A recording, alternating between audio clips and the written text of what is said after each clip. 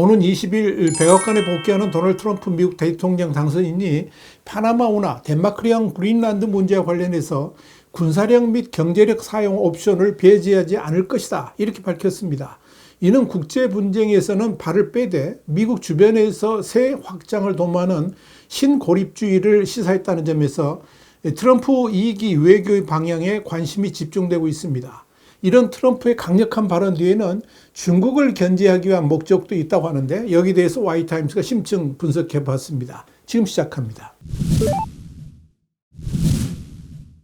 워싱턴 포스트는 현지 시간으로 8일 트럼프 당선인이 전날 마로라고에서 행한 70분간의 기자회견에서 최근 관심을 피력한 파나마 운하와 그린란드의 통제권 확보를 위해 군사 또는 경제적 강압을 배제하지 않을 것이라 말했다면서 멕시코만의 이름도 걸프 오브 아메리카로 바꾸겠다라고 선언했다, 이렇게 보도했습니다.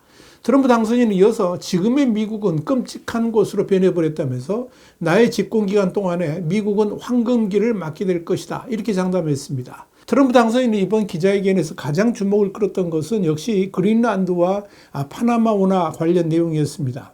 트럼프 당선인은 중국과 러시아 선박들이 그곳을 누비고 다니도록 할 수 없다면서 그린란드 주민들의 독립 및 미국 편입 의사가 투표로 확인될 경우에 그린란드를 자치령으로 두고 있는 덴마크가 그것을 방해하면 매우 높은 관세를 덴마크에 부과할 것이다, 이렇게 주장을 했습니다.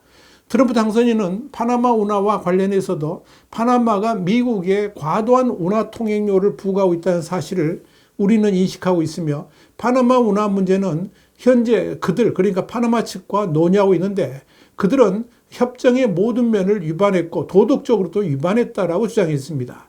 트럼프 당선인은 또 그들은 운하 보수를 위해서 미국이 30억 달러, 그러니까 한 4조 3천억 원을 지원해 줄 것을 원한다면서, 그래서 나는 그 돈을 중국에서 받아가라, 이렇게 말했다라고 전했습니다.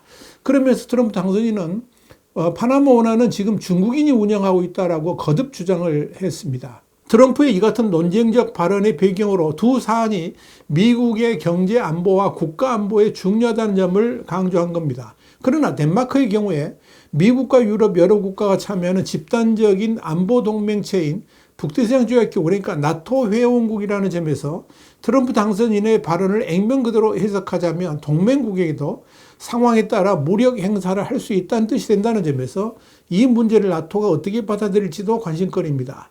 나토 제5조는 어느 체결국이든 공격받을 경우에 그것을 전체 체결국에 대한 공격으로 간주한다는 규정이 있기 때문에 그걸 준수해야 되고, 또 4조는 동맹국은 영토 보존, 정치적 독립 또는 안보가 위협받을 때 협의를 요청할 수 있다라고 규정하고 있기 때문에 트럼프의 발언은 나토의 근간을 흔드는 내용일 수도 있습니다.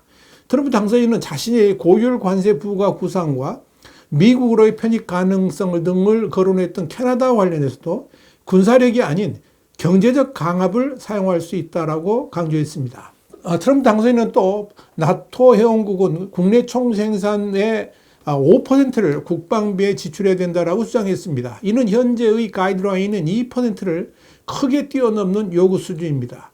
이와 관련해서 블룸버그 통신은 GDP 5% 국방비 지출은 미국을 포함해 어떤 나토 회원국도 도달하지 못한 수치라고 지적을 했습니다. 물론 트럼프 당선인이 5%를 나토 탈퇴 문제와 연계해서 관철을 하려고 할지는 미지수지만, 취임 후에 동맹국들의 국방비 지출 대폭 확대를 요구할 것임을 분명히 했다라고 볼 수 있을 겁니다. 이는 취임 이후에 어느 시점인가 한국의 방위비 분담금, 그러니까 주한미군 주둔비용 중 한국이 부담하는 몫을 대폭 증액하는 요구도 본격화할 수 있다 하는 관측을 갖게 만듭니다. 이날 회견은 지난해 11월 5일 치러진 대선에서 트럼프 당선인이 승리한 이후에 두 번째 회견이자 전날 상하원 합동회의에서 대선 결과에 대한 인증 절차가 종료된 지 처음 진행한 것입니다. 이날 트럼프 당선인의 거침없는 발언은 평소 레드라인이 없는 그런 스타일을 감안한다 할지라도 12월 후에 세계 최강의 군사력과 경제력을 보유한 나라의 대통령이 된다는 점에서 이날 기자회견 내용들을 허투루 넘길 수는 없을 겁니다. 이번 기자회견에서는 특별히 언급하지 않았지만 평소에 우크라이나 전쟁과 중동 전쟁 등의 조기 종식을 주장해왔던 것과 이번 발언을 합쳐본다면 한마디로 트럼프식 확장주의와 고립주의의 결합이다, 이렇게 해석해도 무방할 듯 보입니다. 그래서 유럽과 중동 같은 먼 지역에서의 분쟁에서는 발을 빼는 동시에 자국 앞마당에서는 공세적 확장주의를 추구할 것임을 시사한 것으로 미국이 2차 대전 참전 이전에 추구했던 대외 정책 기조와 닮았다는 분석이 나옵니다. 여기에 대해서 워싱턴 포스트는 트럼프식 확장주의가 트럼프 당선인에 앞서 미국 우선주의라는 구호를 썼던 우드로 윌슨, 그러니까 28대 대통령이죠. 1913년부터 21년까지 재임을 했는데 이 윌슨 전 대통령의 재임 당시 외교 정책과 닮은 면이 있다, 이렇게 진단을 했습니다. 워싱턴 포스트는 이어서 윌슨은 미국을 유럽에서 발생한 1차 대전에서 벗어나게 하겠다며 고립주의를 표방했지만 다른 한편으로는 하이티, 도미니카 공화국, 멕시코 등 중남미 국가들에 대해서는 집권 일기 때 개입주의 경향을 보였다라고 짚었습니다. 이러한 경향을 풀이해보자면 결국 트럼프식 미국 우선주의 대정책은 자유민주주의 진영의 리더로서의 세계 경찰 역할을 위한 군사력 행사는 최대한 자제를 하되 미국 주변에서는 영토 관련 이익과 경제적 이익을 극대화하는 방향으로 나아갈 것임을 예고하고 있다, 이렇게 볼 수 있을 겁니다. 그러나 파나마우나 그린란드 등과 관련된 트럼프 당선인의 야심이 과연 실현될 수 있을지에 대한 회의적인 시각도 만만치가 않습니다. 우선 덴마크 정부는 현지 시간으로 7일 자치령인 그린란드를 매입하겠다는 트럼프 당선인의 주장에 대해서 판매 대상이 아니다 그러면서 거부 의사를 분명히 했습니다. 메테 프레드릭센 덴마크 총리는 이날 현지 TV2 방송에 출연해서 덴마크 정부 관점에서 그린란드는 그린란드인들의 것이라는 점을 아주 명확히 하겠다면서 그린란드 총리가 이미 말했듯 판매 대상이 아니다라고 밝혔습니다. 프리드릭센 총리는 이어서 우리는 미국과 아주 긴밀한 협력 관계를 맺고 있으며 미국과 우리는 같은 동맹, 그러니까 나토의 일부라면서 이는 중요한 한 측면이며 다른 하나는 그린란드와 그린란드인들을 존중해야 한다고 권하고 싶다라고 말했습니다.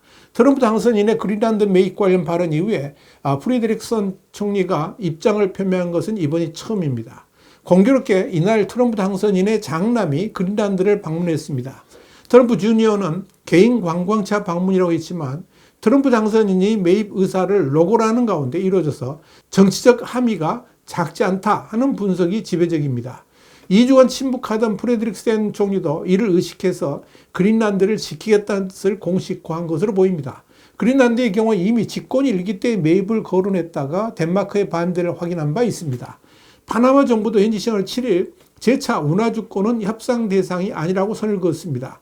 하비에르 마르티네스 아차 파나마 외무장관은 이날 언론에 성명을 내고 호세 라울 밀리노 대통령이 자신의 입장을 분명히 했다면서 우리 운하의 주권은 협상의 대상이 아니며 우리 투쟁의 역사이자 돌이킬 수 없는 획득의 일부다, 이렇게 밝혔습니다. 일각에서는 트럼프의 이 파나마 운하와 그린란드 강공 배경에 중국이 미국의 앞마당인 중남미로 영향력 확장을 꾀하고 있다는 점, 그리고 중국이 북극 전략을 극대화하려 하고 있다는 점 등을 들어서 이런 중국의 확대 전략을 견제하기 위한 포석으로 보기도 합니다. 니케이 아시아는 8일 트럼프의 그린란드 매수 전략은 중국의 북극에 대한 전략에 상당한 타격을 줄 수 있다라고 보도해서 눈길을 끌었습니다.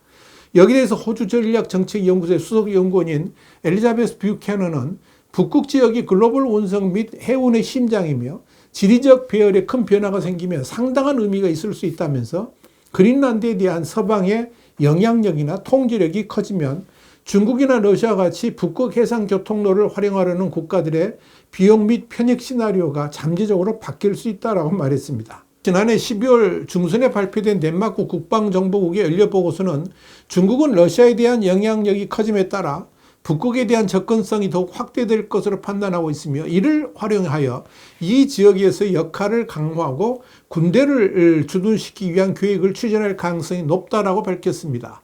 보고서는 이어서 북극은 핵잠수함의 배치 지역으로서 상당한 군사적 전략적 중요성을 가지고 있으며 핵잠수함은 얼음 아래에 숨어서 갈등이 발생할 경우에 북미, 유럽, 러시아의 대부분을 공격할 수 있다고 밝혔습니다. 보고서는 또 러시아가 전통적으로 북극이 아닌 국가가 북극 문제에 대해 발언권을 갖는 것을 꺼려했으며 중국이 더 많은 접근을 허용하는 데 주저할 것이다, 이렇게 언급했습니다. 그러나 우크라이나 전쟁이 진행 중인 가운데 러시아가 중국에 의존함에 따라 모스크바는 점점 더 중국의 이익에 부응할 수밖에 없을 것이다, 이렇게 말했습니다. 파나마 운하 역시 트럼프 당선인이 줄곧 강조하는 것이 파나마 운하의 중국 운영권 장악입니다. 파나마 측이 전면 부인하고 있긴 하지만 파나마 운하 양측 항구의 운영권에 실제로 중국의 자본이 깊이 들어와 있다는 점에서 파나마 역시 이를 무조건 부인하기는 힘든 상황입니다. 따라서 트럼프 당선인이 이 파나마 운하에 대한 중국의 그림자를 계속 거론하는 배경에는 향후 어떤 상황에서도 중국이 파나마 운하 운영과 관련해서 더 이상 영향력을 확대 행사할 수 없도록 미리 단속을 해두려는 차원으로 해석할 여지도 있는 것으로 보입니다. 화이트하우스 국제정세 분석의 추국이었습니다. 감사합니다.